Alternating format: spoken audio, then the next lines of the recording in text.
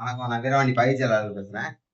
இந்த பாலசுப்ரமணியன் சொல்லியிருக்காரு 2 கோடி கேட்டேன், 3 கோடி கேட்டேன். அப்பதான் எனக்கு உள்ளாட்சி தேர்தலில் சீட்டு கொடுப்பேன்னு சொல்லியிருக்காரு. அதெல்லாம் எதுவுமே கிடையாது. அந்த ஸ்பாட்ல நாங்களும் இருந்தோம். புது கட்சி புது புது ஆளா வருது. நீ கொஞ்சம் ஏரியாக்குள்ள வேலை பார்த்து மக்களை கவர் பண்ணாதான் உனக்கு அந்த செலவுகளும் உனக்கு கம்மியாகும். செலவே நீ பண்ண தேவையில்ல. தளபதி பேச போவோம். அப்புறம் நீ வேலை பார்த்தது மக்கள் உனக்கு ஓட்டு போட்டுருவாங்க. அந்த மாதிரி தான் சொல்லிக்கிட்டாரு. இப்ப என்னையவே சொன்னாரு. நீ இப்ப நான் பெயிண்டர் தாங்க அப்படின்னு நான் வேலை என்ன வேலை பார்க்க எல்லாமே அவருக்கும் தெரியும். தெரிஞ்சனால நீங்க என்ன வேலை பாக்குறீங்க? பெயிண்டர்.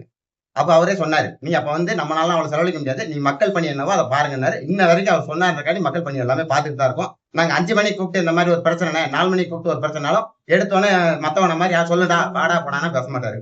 சொல்லுங்க ஏங்க என்னங்க அப்படின்னு கேட்பாரு. இந்த விஷயம் சொல்லுவோம். அதுக்குள்ள என்ன சொல்லி சொன்னோம் அதைத்தான் பண்ணுவாரு. மத்தபடி இந்த காசு வந்து இந்த நிக்கிற ஆபீஸே ரெடி பண்ணதுக்கு இவ்வளவு செலவாச்சு. அதை பார்த்துட்டு அவர் கேட்டாரு, இதுக்கு எவ்வளவு ஆச்சுன்னு. இந்த மாதிரி ஆட்சி பண்ணோம். ஏங்க இவ்வளவு தூரம் பண்றீங்க? சிம்பிளா பண்ணுங்க. நீங்க 3 பொம்பளை பிள்ளைய வச்சிருக்கீங்க. இவ்வளவு செலவு பண்ணாதீங்க. சிம்பிள். எவ்வளவுக்கு எவ்வளவு செலவு குறைக்கணும். 10 ரூபா பண்ற இடத்துல 5 ரூபா பண்ணுங்க. 5 ரூபா பண்ற இடத்துல 2 ரூபா பண்ணுங்க. அதுதான் எங்கிட்ட இன்ன வரைக்கும் மாவட்ட செயலர் சொல்லி கொடுத்துருக்காரு. இந்த 2 கோடி கேட்கறது 3 கோடி கேட்கறதுனா அதெல்லாம் சும்மா இவங்களா பண்றது. இதே பாலசுப்ரமணியம் வந்து எங்களை வச்சு கேளுங்க. அவர் அந்த மாதிரி சொன்னாரான்றதுக்கு நாங்க 5 வருஷம் ஆட்சி இருக்கிறோம். அந்த ஸ்பாட்ல நாங்க எல்லாம் இருந்தோம்.